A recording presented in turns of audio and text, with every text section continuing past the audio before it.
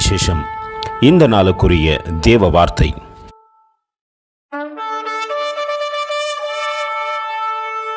Bless the Lord, O my soul, and forget not all his benefits.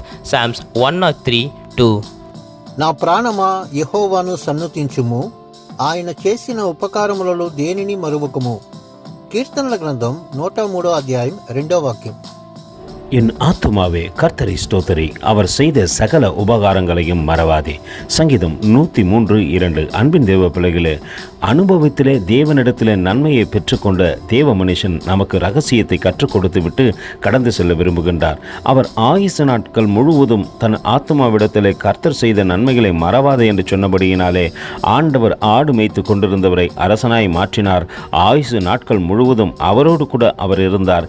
இன்று தாவீது ராஜா தேவனோடு கூட இருக்கிறார்.